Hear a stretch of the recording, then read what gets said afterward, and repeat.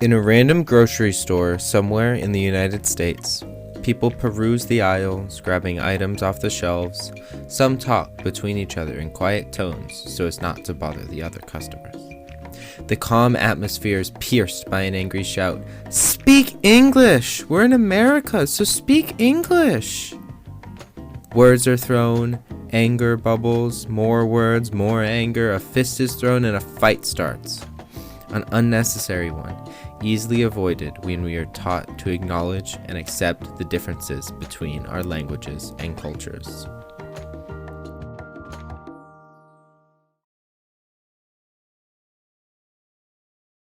Sì.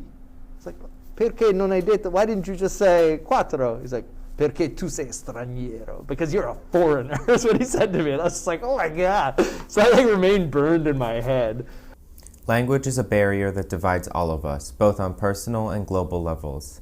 Even the most basic interactions can break down as a result of an inability to communicate. In so many situations, even just a little bit of common ground can go a long way. And they were talking, like deportation and blah, blah, blah. And then, luckily, on the guy's desk, I saw a piece of letterhead that had like Ministry of the Interior in Italian on the top of it. And I was like, Marco. Like, I remembered that a friend of mine who was a police officer, and not like super high ranking at all, but he happened to be the guy who drove around the Minister of the Interior. Like, that was his job. He was just the driver. So he's a nobody, but he's a very close contact with this guy who is very high up. So I was like, I asked the guy, I was like, oh, can I make a phone call? He's like, yeah, call your other buddies. We'll arrest them too, whatever, et cetera. So I call up Marco, and I'm like, Marco, they arrested me. And at first Marco thinks I'm joking. And he's like, yeah, whatever. I'm like, no. And he's like, don't worry about it. And so then he calls up the minister, who calls the police station. And they were like, a few minutes later, I come back like, get out of here. He's all angry, et cetera. So, I mean, if I had... Whether we like it or not, there's a lot of languages out there, like Dansk. Hi. Ani merbreed ivrit. Jag falo português. Français. Gujarati. ഞാൻ മലയാളമാണ് സംസാരിക്കുന്നത്. I speak Amharic. Each one is so unique. Not just the languages themselves either. The cultures, traditions, and even foods won't be the same. Oftentimes, people find it hard to accept that it's just not what they're used to. How can we change that? How can we break down the barriers that divide us? I think education. People are afraid of not knowing how to communicate or even relate to someone. They only know their inner circle and struggle when exposed to difference. It's not something to be frowned upon. People are a result of their upbringing. Without exposure to new ideas, people won't accept them. That's why it's so important to expose yourself to these new cultures. Even if you don't know the language, you will still be able to relate to people who can't communicate with you. After all, they're probably in the same situation as you. Language education, especially at a young age, is great for expanding our understanding of differences in culture and so much more. Anya Kamenetz, a writer for NPR, wrote in an article that bilingual children as young as age 3 have demonstrated a head start on tests of perspective taking and theory of mind, both of which are fundamental social and emotional skills. Studies such as the one by Lee Osterhout, a professor for the University of Washington's Cognitive Neuroscience of Language Lab, describes changes in the brain's electrical activity in the location of this activity within the brain and the structure of the learner's brains. I wanted to learn more about how to bridge the language barrier in education. So I talked to Sue McGilvery-Rivet, a former principal at Barbieri Elementary School in Framingham, Massachusetts, who had been passionately working in bilingual education for much of her career. So essentially there are what we would call two models of two-way immersion education, either 50-50 or the model is known as 90-10, but that reflects the percentage of instruction in the target language. So the target language is always the non-English language or English. But when you actually get down to figuring out the percentages, a 90-10 might actually be only 80-20 once you figure, it depends on if you'll count like what language are the kids speaking at lunch and recess and stuff like that. But the difference is basically a 50-50 model means that the students, starting from the beginning in elementary school, are learning to read simultaneously in both languages, because half of their instruction is in the target language, let's say Spanish, and half of their instruction is in English.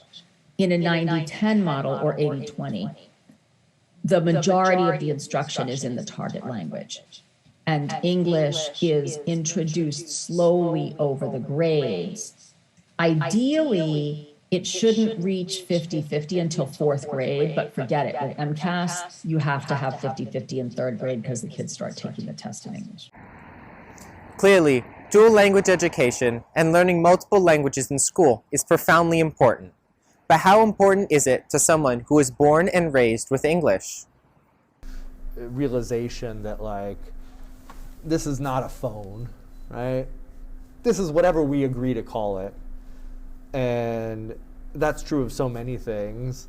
And without going fully down a sort of path of like moral relativism, but like most of the things in life that we decide like, oh, this is good, this is bad, this is right, this is wrong, are social agreements. And I think learning another language is one way to help people understand that and get at that idea like, oh, there's not just one way to do things. And I think that was crucial for me living there. It was like. That left me with another question. Why do we not focus more on foreign language classes in school? It's also difficult in a setting like we are, a public school where the kids come from a wide variety of backgrounds, and I'm sure you've experienced this too, of interest levels, right? And but I'm legally required to teach all y'all. Whether you love Latin and I can't wait to get to the next class and learn as much as possible, or if I'm dragging you all along the way, I still have to try and teach you as best I can. So that obviously, sort of sometimes interferes in the sort of like perfect theoretical model of what I would love to do. Like, okay, but if you just focus on language acquisition, does this in some ways limit the applicability of this outside of, right? So let's say you're one of the many people that goes on to never use the French that you learned in high school ever again. Like, do you want the class to be something more that the students can take with them, even if they never speak French ever again or whatever? There's yet other problems with foreign language education. As Brian Kaplan, writing on the Library of Economics and Liberty website points out, high school foreign language classes account for a minute amount of second language acquisition in the U.S. In my interview with Mr. Stringer, he also pointed out the struggles of foreign language education. Obviously, right? Like it's expensive. You have to hire people to teach those classes. It has to be prioritized. And as a school, as a community, as a nation, second language instruction has never been like a huge priority. So, do you believe that foreign languages, second languages, are as important as learning something like math or sciences? I mean, I guess, so the problem there, right, is we can kind of all agree that math is sort of universal and science is universal, right? The problem comes in, it's like, okay, other languages are universal but not, right? Like, so Latin can and should be learned by anyone, right? There shouldn't be any limits on that. But it's harder to say, well, everyone must learn this language. So then again, you get into the problem of resources, really. So in an ideal world, and maybe, 30 years from now, where there's like robot language teachers or something that you could, and then you could have a situation where, oh, well, I want to learn Japanese, but you want to learn, Spanish or Portuguese or something. And so it would be easy to do that without having to have the outlay for the human resources. So There is no right answer for language education, but there's always ways to improve it, and it's important to recognize the ways we can improve both our knowledge on language learning and our school's approach to it. Thank you for watching today, and I hope that you can incorporate this into your daily life.